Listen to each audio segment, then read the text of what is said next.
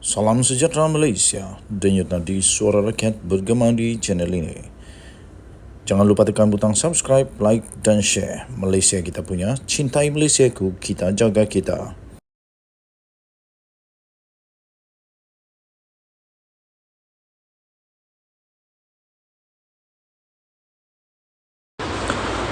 Salam sejahtera Malaysia, denyut nadi suara rakyat bergema di channel ini. Berita terkini daripada bharian.com.my. Abdul Hadi perlu dikenakan tindakan mengeluarkan fatwa persenda undang-undang. Berita penuh. Belalang amat tertarik dengan kenyataan Presiden PAS Tan Sri Abdul Hadi Awang yang mendakwa konsep atau undang-undang dilepas tanpa dibebaskan DNAA adalah bercanggah dengan Islam. Abdul Hadi mengatakan undang-undang DNAA tidak wujud dalam Islam, bahkan dijatuhkan sebagai hukuman haram jika diputuskan. Namun, belalang terkejut apabila konsep DNAA sebenarnya telah terkandung dalam Seksyen 103 Enactment Tata Cara Jenayah Syariah Terengganu 2001, iaitu undang-undang yang digubal pada 2001 ketika Abdul Hadi Awang menjadi Menteri Besar bagi Negeri Terengganu. Bahkan enactment itu hampir sama dengan Seksyen 254 Kanun Keseksaan yang digunakan pendakwa sivil. Berdasarkan Seksyen 103 enactment itu, ia menyatakan pendakwa boleh berhenti daripada mendakwa selanjutnya pada mana-mana peringkat. Pada mana-mana peringkat, apa-apa perbicaraan sebelum penghakiman diberikan, pendakwa boleh, jika difikirkan patut, memberitahu mahkamah bahawa dia tidak bercadang untuk mendakwa tertuduh selanjutnya atas pertuduhan itu, dan sesudah itu semua prosiding atas pertuduhan itu terhadap tertuduh bolehlah digantung dengan kebenaran mahkamah, dan jika digantung sedemikian, tertuduh hendaklah dilepaskan daripada pertuduhan itu. Pelepasan sedemikian tidak terjumlah kepada suatu pembebasan, melainkan jika mahkamah mengarahkan sedemikian. Nah, di sini amat jelas apa yang didakwa oleh Abdul Hadi Awang. DNAA bercanggah dengan Islam, amat bertentangan dengan Seksyen 103 Enactment Tata Cara Jenayah Syariah Terengganu. Belalang fikir, adakah layak seorang yang digelar Tuan Guru mengeluarkan fatwa boleh mengelirukan ini, apatah lagi enactment itu telah digubal ketika beliau menjadi Menteri Besar untuk Negeri Terengganu. Fatwa Abdul Hadi ini turut mengelirukan Parlimen. Belalang lihat Abdul Hadi tidak serik dengan menggunakan agama untuk kepentingan politik. Beliau terus membuat kenyataan mengelirukan agama dan umat Islam. Sepatutnya Abdul Hadi kena berhenti membuat kenyataan-kenyataan yang seperti ini.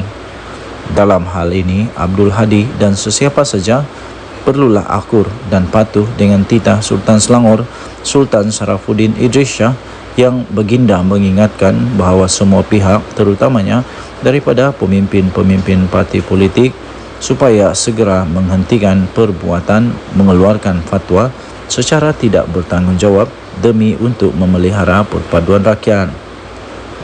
Sultan Selangor dalam titahnya telah bertitah sekiranya fatwa dibenar untuk dikeluarkan orang dan pemimpin politik, ia akan boleh mencetuskan perbalahan, perpecahan dan keganasan dalam masyarakat yang akhirnya meranapkan tamadun bangsa.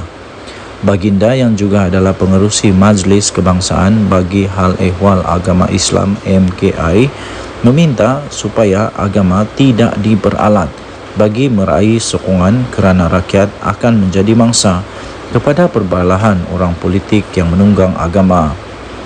Justru belalang meminta pihak berkuasa, penguatkuasa undang-undang dan pihak berwajib daripada agama Islam untuk mengambil tindakan sewajarnya terhadap sesiapa saja tanpa mengira parti pembangkang ataupun parti kerajaan kerana mempersenda undang-undang termasuklah enactment syariah.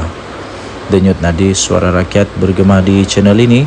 Untuk mendapatkan berita lengkap, sila layari bharian.com.my bertarikh 17 September 2023 jam 9.21 pagi bertajuk Abdul Hadi perlu dikenakan tindakan keluar fatwa persenda undang-undang.